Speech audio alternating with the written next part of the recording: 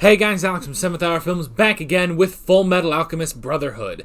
Last time around we had Road of Hope, where basically on their way back to the Rockbell's place, Ed and Al and Armstrong met a guy named Dr. Marco, who basically had done some work in bioalchemy for potentially medical purposes, and he didn't want to get back into it because everything that basically traumatized him after the Ishvalan Civil War, he was basically like, you know what, I don't know, I'm not going to do that.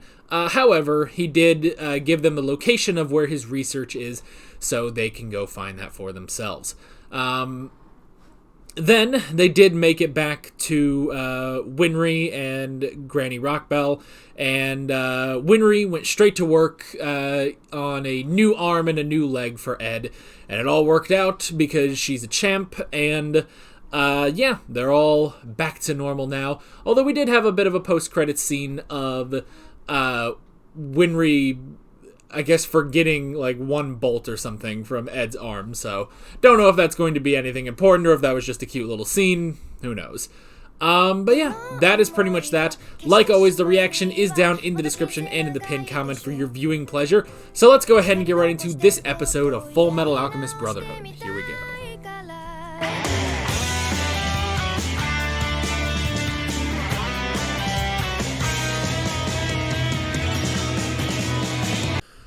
Alrighty. Wow, that was, I must say, for everything I said last episode about it being like, well, you know, it's sort of a, more of a in-between episode, I feel like we had a lot in that one, so, geez. Alrighty. Well, we gotta do what we always do. We gotta do what we always do, and we gotta look up voices. So, first up, I guess we're looking up Sheska. That's an interesting name, too. Okay, so we've got Gwendolyn Lau, L-A-U. I don't know how you would pronounce that, per se. Gwendolyn. I've never really typed that name. It's exactly how you think it would be spelled. Alright, let's see here. No? Do I not? Huh. Well, that's very strange. I really thought I recognized her voice, but apparently not. Apparently not. All right. Okay then. Next up, I guess we'll go with Maria. Although I don't see. Was the other guy Denny? Oh, we'll look at Maria first. So, Meredith McCoy. Oh, I'm already starting to see something. Okay, it's Android 18. And launch as well. But it's Android 18. Oh, that's super cool. Oh, sweet. Is there anything else I would know? No, I don't think I recognize anything else, but Android 18 and launch in the original Dragon Ball. Wow, that's really cool. Okay, and then who is... I don't... Hang on, let me see. Maybe he's on the other page. Okay, there he is. Danny Broche. And he's played by Jim Faranda? Jim Faranda? Okay. I already recognize something. Hold on, let me see. Well, in... Okay, this is a more obscure one, but... Attack on Titan, episode 67, Loboff. I remember that guy. He's like the I think general turned scout, like he was a garrison general or something. Oh well. Let's get to the bigger ones. Couple voices in Dragon Ball Super. Hold on, where's the bigger stuff? I know I saw something on here just as I glanced. Hang on. There it is. My Hero Academia, Muscular. He voices Muscular. And also Shark Boy in episode 87. Oh, I think Shark Boy, because I rewatched this recently, that would be such a minor character, but he's with the Endeavor fanboy when Endeavor fights Nomu. Or High End, I guess, so. But Muscular is the one I mainly recognize. Other than that, looks like that's it. So, did we ever look up Gluttony? Yeah, we're here. We might as well. Also, the narrator is Kent Williams, which that's just a completely different name. So I thought it was Roy, but I don't think it is. So, what do we got? Chris Kaysen voices Gluttony. Okay. I hope this is enjoyable. Me looking up just 10,000 actors every episode. I don't know why here of all things this is when I do it. Like I don't do this so much in the others. Let's see. He's got a lot of specific characters in Dragon Ball, but he mainly plays Shu in Dragon Ball Super Broly. Shu. He's also in Battle of Gods and Resurrection F. Who the hell is Shu? Hang on. Oh, right. Shu, one of Pilaf's buddies. Okay. He also does a little bit of Mr. Popo, which is interesting. Anything else I recognize this guy from? No. Oh well. But okay. All right, Shu. That's something. Is there anyone else I need to look at this episode? I think we looked up Lust at some point, but I don't remember. I feel like we did. I feel like we looked up Lust when she first showed up. So, and then we have, I assume, on the credits, number 48 and number 66. I assume those are the two guys at the end. We can look them up later. So, all right. And this concludes the weekly Alex Looks Up English dub voice actors. So, all right. So, interesting stuff in this episode, definitely. So, first off, we did have Scar versus Lust and Gluttony, which was interesting. Unfortunately, it sounds like Scar is going to be out of the picture, that is honestly unfortunate because I really am interested in Scar. And honestly, I guess because we know something about Scar, like we don't know really anything about Lust, Gluttony, and Envy. Other than, those names do kind of sound a bit familiar. The names, obviously sort of gives a bit into what they could potentially be, I guess. But they also have this whole thing of father, and we just don't know anything about that yet.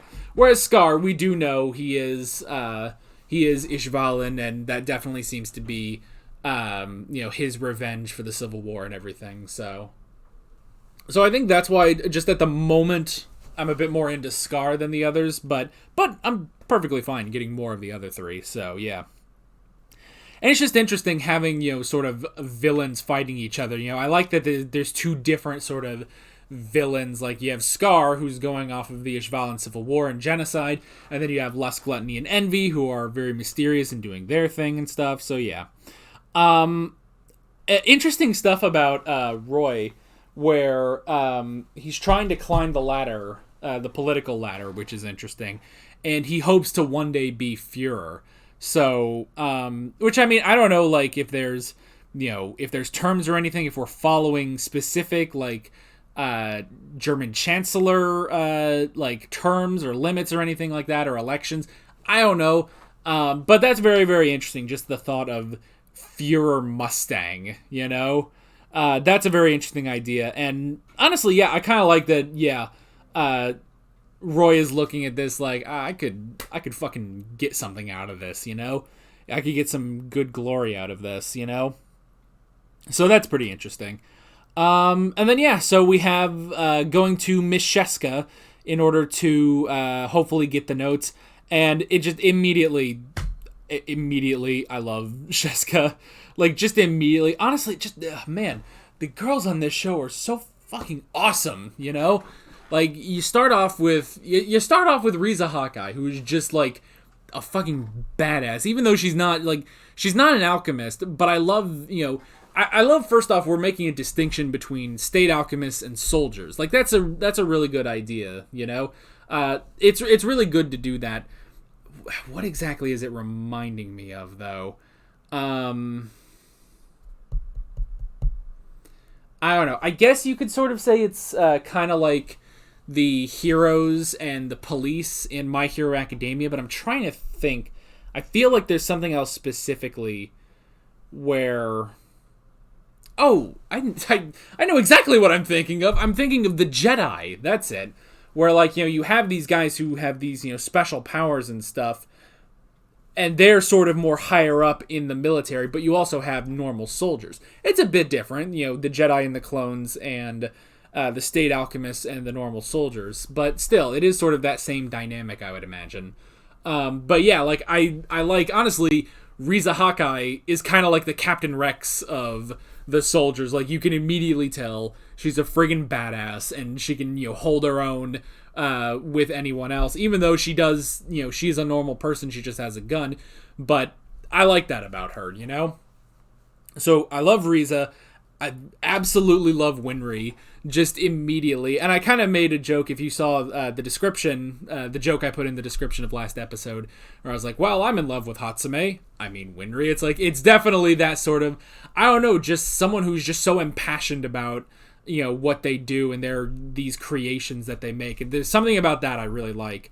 So yeah, and obviously because she's, busting Ed's balls and stuff like that, I do really enjoy that. And now, with Sheska, it's like, I kind of like it. Well, first off, she's friggin' adorable. Like, just 100% adorable. But also just the fact that it's like, yeah, she's kind of fallen on hard times. I like that she just reads. Like, she went in to do research and do work, but she just kept reading, and so she ended up getting fired. And she has this whole, tragic thing of, oh, maybe someday I will be able to get a job again and get my mother out of, get her into a better hospital and stuff. And it's immediately, tugging on your heartstrings, but also in a sort of funny way, just how dramatic it is. But I really like that. I really like how much she's dedicated to reading. And she has such a great memory through all of it that, yeah, she can give them all the notes. And I like that, too, that it's like, okay, we'll get to that in a second. But just going through all the notes and stuff, and it's like, yep, here you go. These are all of Dr. Marco's notes that I stored in my memory. Like, that is great. And then, so not only that, but then you get Ed, paying her and giving her a pretty decent sum of cash. And at first, you could almost see it as like, oh, haha, how does this kid have so much money? They even joke about that. But I also just like that, again, this is another good moment for Ed where it's like, he is a good kid. It's like, yeah, he has his temper and stuff like that. He's a bit hot-headed. But he is such a good kid, such a good person where, yeah, it's not like, oh, well, yeah, you're right, I guess I should pay you for this or something. It's like, no, he thinks about it as like, hey, you need to be paid, and he writes down, instructions, how much to take out, what his account is, and he gives Maria the, I assume that's a pocket watch that certifies him, it's a certification, if I could say words. And so it was like, yeah, go do that, and, be sure you pay her, and, get her exactly what, the amount that I wrote down. And then they look at it and it's like, Jesus Christ, that's a lot of money, but he's such a good person. It's like that. I'm really enjoying that about Ed, I'm really enjoying that he's like, it's almost like there's never a moment where he needs to be reminded to be good. Like, between this and like last episode where it's like, oh, well, you could have just taken the Philosopher's Stone by force. And he was like, well, but then we'd rob this town of their only doctor. It's like, it's not even like something they think about. Both him and Al. This extends to Al too. But it's not something they even think about. It's just, no, it's there. Get that money. She deserves that, Like, I really do like that. And then coupling that with, bringing in Major Hughes, and is like, oh, well, yeah, we don't have any of that library anymore. And Ed immediately is like, oh, well, Sheska remembers everything. Hire her. you could use her. There you go. Problem solved. And Hughes is like, all right, you're hired. You're getting, I pay well. Come on. And it's like, sweet. We just helped this woman, with her life. And it's just, I really love that. And I also love Al talking about, just that dedication that she has to reading and remembering everything is incredible. So really love that. The women on this show, honestly, are really, really great. And not that I'm watching other shows where they're not great, but it's like, I really like each of them. And I love how different they are from each other, So that was all really, really good. And even speaking of that, we'll add in Maria, too. Maria, now, I will say Maria, I don't think they've, separated her from Denny too much in terms of character. You look at Roy Mustang and Riza Hawkeye, and it's like, these are two very different people, but they're both badass, they're partners and everything, clearly. Someone in the comments actually described their relationship, because I'm also reacting to Better Call Saul right now, and someone described it as, Roy is like Jimmy McGill, and Riza is like Kim Wexler, and that is 100% true, which is another reason I say that Better Call Saul is a secret anime. But that is definitely true, and I love their dynamic. But I like how much they have separated Riza from Roy, and especially just because of how early it is. We're only 7 episodes in, and I really do feel like, she is her own complete character, which is good. I feel like, maybe in another, maybe in a lesser anime, we'd still be waiting to get more about Riza. But honestly, I feel like, she walks into a scene, it's like, oh shit, Riza's here, that's great, let's fucking talk to her, So, I really like that distinction. We don't quite have that yet between Maria and Denny, but we're close. I think we can get there, definitely. So, Maria, I will also add into the, I guess, batch of incredible women on this show. So, all of that is incredibly good. But yeah, her and Denny immediately, because at first I was like, oh, okay, so Armstrong's leaving. It's like, oh, now we get these two. All right, whatever. But it's like, no, immediately, these two they're great. They work well off of Ed and Al. It's really interesting. And I like, they're definitely sort of audience surrogates, because they can ask questions like, what does this mean? What about this? Because they're not alchemists. They don't understand that. And that is a really good idea, to have this sort of, to have an audience surrogate in there. I don't know if they're going to be sticking around for a long time, but I hope they do. I really like them. They could be really interesting partners to Ed and Al, So, I do really like that. Let's see. I'm starting to come down off my talking high. Let's see. So I did really like that. Just all the characters on this show are really, really great. And then so we have everything. The truth behind Philosopher's Stone. A Philosopher's Stone is human sacrifice, which is crazy. It's another dark moment in alchemy. But it is still really interesting. And everything with the coded recipes I thought was really interesting. And this is something I kind of brought up in the reaction, but I just love how, especially our two main characters, I love how they're scholars, I really love stuff like Indiana Jones, where, he's looking around and he's kind of looking at, especially Last Crusade is my favorite Indiana Jones movie. Not that the others are bad or anything by any stretch. Fourth one, whatever. But yeah, when he's going through and he's looking through his father's journal and stuff, and he's trying to match things, I love stuff like that, and I feel like I kind of I get a bit of that in other things. You can kind of get that in My Hero with Deku's Notebook or something. What was the other example I was just thinking of? I get a sense of this also in Castlevania, with Trevor Belmont's knowledge of different creatures and stuff like that. I love stuff like that, where it's yes, let's look in a book. By the way, it's crazy because I'm not a researcher. I don't really like doing research and stuff like that. If I had to do research for college back in the day and stuff like that, drives me up a wall. But I love seeing that in shows like this. So the fact that they're, going over the notes and they're trying to figure stuff out and they're trying to decode things and they're going through all this research and it's all such scholarly stuff. It's like, yes, it is different from like Indiana Jones. He's doing archaeology and history and stuff like that, where they're doing science and alchemy and stuff. But just seeing all of that is just so cool, and I really love it, So I just love how smart our main characters are. That it's like, yeah, they are state alchemists, because, you'll look at other shows.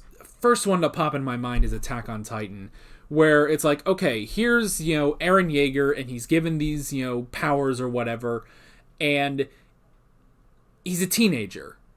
And that's just kind of it. He's a teenager. Is he really special or anything? Well, no, and they do make a point about that later, but it's like, here's just a kid who probably shouldn't have these powers, but he does, and he does try to learn from them, and it's interesting.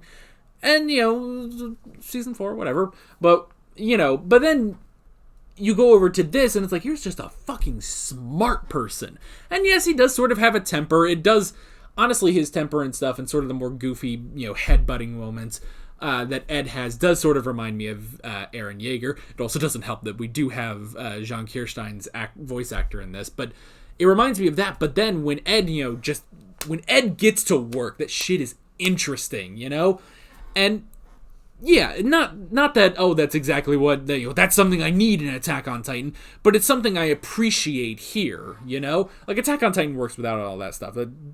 Let's forget about Attack on Titan. What I'm saying is it's really good in here. And you could also say the same thing about something like My Hero Academia, another show that I've reacted to, where it's like, you have Deku taking down all these notes and learning from so many people and thinking and being clever and everything. We don't need to make too many other references, but yeah. But I just really like that, just how smart they are. And going through, and they're looking at this, it's just a bunch of recipes, But they're looking at this and it's like, okay, there's a lot of stuff in alchemy that, shouldn't be a thing. They shouldn't exist, but they do. And it can be very dangerous if in the wrong hands. So a lot of stuff is coded. And it did take them 10 days, but they cracked the code. Unfortunately, the code is human sacrifice. But I like how they also remembered, find the truth within the truth. I mean, this episode's called Hidden Truths, for God's sake. And so it's like, okay, so we need to figure out the hidden truths about this. And I like also bringing in Armstrong, too. Like, I thought it might just be just them, but I like Armstrong also being like, no, I'm going to look at some of this stuff, too. And, obviously he says, oh, now don't you go sneaking in. And obviously they do. But I like that Armstrong's also looking into this as well, So that's really, really cool. And yeah, so all of that is very, very interesting. And then ending it off at finding this interesting lab. And yeah, just sort of like, here's these, two guys. We don't really see a lot of them. But I mean, the one guy who looks like he's about to attack Al, it's just this very interesting sort of design, even though you don't see a lot of it. So I'll be curious as to what these guys are. I mean, maybe this is a bit spoilery because I see here, I'm assuming number 48 and number 66, that's their names or their codes basically for these two characters we saw at the end. And from that, maybe I could think, oh, are they, is that because they're experiments? Are they chimeras of some sort? Because we've talked about that. We even brought that up again this episode. I could kind of speculate on that. I'm not going to too much, so I'll just sort of leave it for next episode when they do properly introduce these characters. But all of that is very, very interesting too. Just, all this stuff. Because we also, I mean, just from the first episode, the Fuhrer has been sus. He's a very sus dude.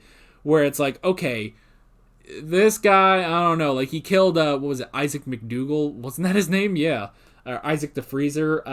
He killed him, and it was like, oh, well, look at it, isn't it great that I was able to defeat him? He said, oh, that's just amazing. Now give me some tea or something. He goes, oh, I'm just a doddering, goofy Fuhrer. But it's like, no, something's up with this dude. So I'll be curious. I'll be very curious if that ties in at all. Now, granted, that from that was sort of the first episode, which I know was anime only, so I don't know if that's necessarily going to be I mean, I don't know if I can necessarily infer from that episode, but we also did see other stuff when Ed got his state certification, and he brandished that spear on the Fuhrer, and the Fuhrer just, without anybody noticing, sliced it. So there is that. There's something going on with the Fuhrer, I think. And then obviously, I think he was still in command. Like, he was in command during the Ishvalan Civil War.